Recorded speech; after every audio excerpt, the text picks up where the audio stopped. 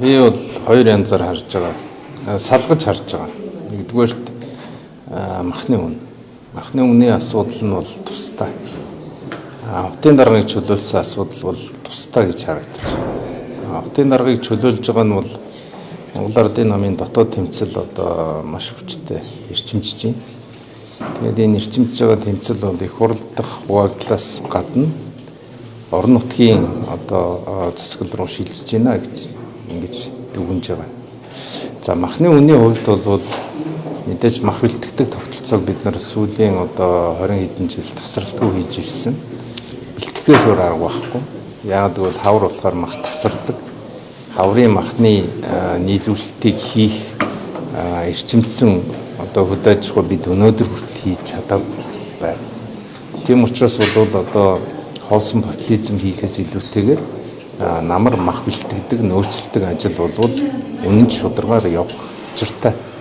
Яг энэ жилийн тухайд 90 мал жилийн хавар ингээд мах өөрчлөлт ордог. Үн өөрчлөгдөж нэггээр хэлбэл махны ховордож шүү дээ. Ховордож байгаа үед бид бол намар нядалсан махаа хэрэглэдэг тийм. Тэгэхээр намрын нядалгааны үеэр нөөцлөдөг энэ жишгийг одоо цааш халъя гэдэг бол буруу. Энийг шударга зохион байгуулах хамгийн чухал. Зүгээр намрын нийлүүлэлтээр жишээлбэл одоо шатхуун алга болсон.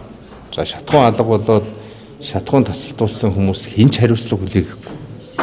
Тэр шатхуун тасалдуулсан хүмүүс бол хоёр том асуудлыг Монголд үүсгэсэн шүү дээ. Нэгдүгээр нь бол яг энэ газар тариалангийн салбарын одоо малын тэжээл бэлтгэх ажлыг бол үндсэнд нь гацаасан.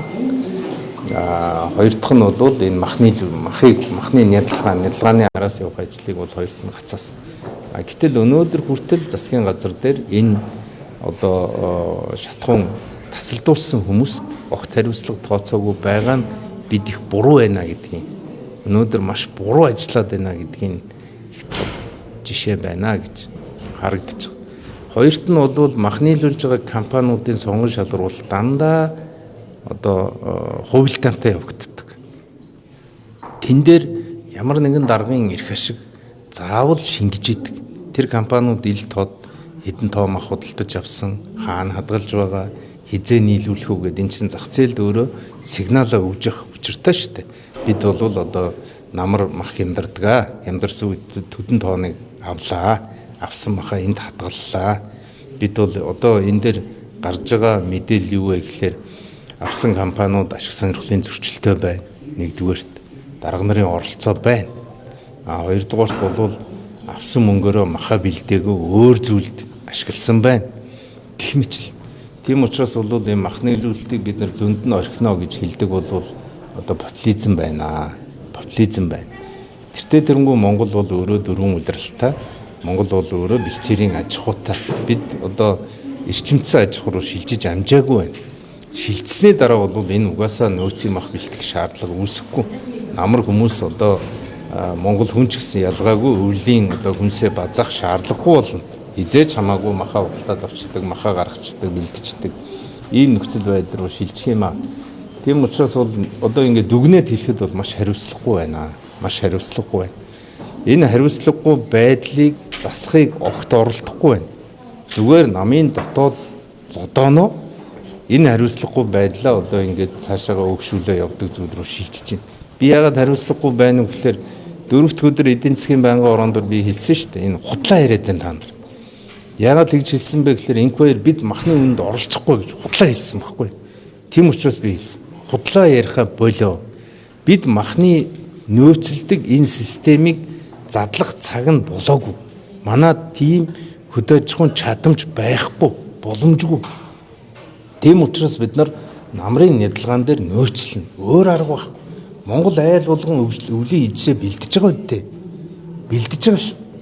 Өвлийн ижишээ бэлдэж байгаатай яг адилхан хаврын хэрэглээгээ бид нар бэлтэнэ. Өөр арга байхгүй. Өвл манад зудуулдаг, цас ордог, хүүтэн болдог, бүгд мэдчихэж мал турдаг.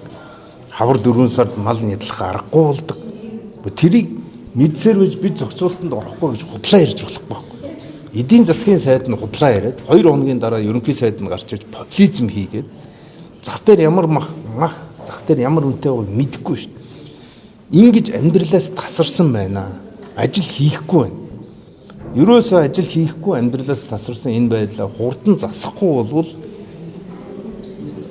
үнэхээр одоо урагшаа алхахгүй байхгүй. Тийм учраас бол би зүгээр энийг хоёр янзаар харж байна. Нэгдүгээрт махны асуудал бол энэ хариуцлагагүй ажил хийдгүү амьдралаас тасарсан дарга нар бол Монголын зовлон болсон байна гэж нэгдүгээрт харж байна. Хоёр дахь нь бол ардын намын зодоо нь одоо орон нутг руугаа дүрэн шилжижээ гэж харж байна. Тийм учраас бол дүгнээд хэлэхэд бол одоо нэг айхтар махан дээр би чи гэхээс илүүтэйгээр одоо гарч байгаа бодлогод чи яг бодтой юм байна уугүй юу гэдэг л асуулт би тавьмаар байна л. Бодтой ажил хийх юм уугүй. Ер нь энэ засаг байна уугүй юу? Ийм л зүйл. Дараагийн хотын дарга ямар хүн байх хэвээр та юу гэж харж байна? Ер нь бол дараагийн алхам миний хувьд юу гэж харж байгаа вэ гэхээр энэ хотын дарга, аймгийн дарга нарыг бол ард түмнээс нь сонгох хэрэгтэй байна. Тэгэхгүй тэгэл нэг ерөнхий сайд нь гарч ирэл хотын дарга загнадаг. Эн чинь орон нутгийн одоо орон нутгийн бие даасан байдлыг бий болгож иж Монгол улсын төр засаг зөв байна гэд бид хэдэн сонгуул хийв. 8 9 орон нутгийн сонгуул хийлээ шүү дээ. Тэгээд орон нутгийн эрх мэдлийг нь өгөхгүй болохоор өнөөдрийн нөхцөл байдал тэгэл тавтаг. Өөрөөр хэлбэл ерөнхий сайд нь бүх ажилд оролцох гэж оролддог. Бордоор руу ордог, тий? Одоо тэгээд скутер рүү давхиж ордог. Хичээлийн цаг руу давхиж ордог. Ийм улс орн байхгүй шүү дээ. Хотын асуудлыг хот нь шийддэг. Дүүргийн асуудлыг дүүргэн шийддэг. Аймгийн асуудлыг аймаг нь шийддэг. Ерөнхий сайд хүн бол том байх хэрэгтэй байхгүй. Том бодлого. Хоцроод ирчлээ асуусан байж магадгүй. Ер нь хэр ажилласан гэж дүгнэж байгаа Нимбатаа. Нимба бол чадах чинээгээр ажил хийж байгаа шүү дээ.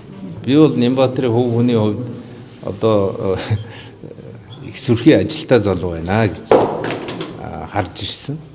Өнөөдөр би Нимбатрыг өмөрөх гэж байгаа юм биш үү? Гол нь махны нийлүүлэлтийн асуудал дээр надад хамаагүй гэж хэлж байгаа нь бас буруу. Энэ дээр бас л хариуцлага хүлээж сурах хэрэгтэй.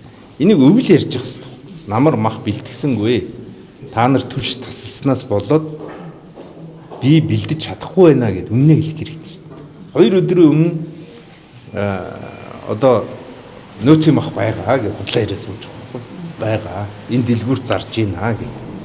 Тэгэхээр бид нар энэ худлаа ярьдаг, популизм хийдэг зүйлээсээ салаад бодиттой ажил амьдралаа хийдэг, шат шатандаа хариуцлагатай юм руугаа шилжихгүй бол байнгын л энэ ард түмнэр тоглосон байдал үргэлжлэхээр л харагдаад байна.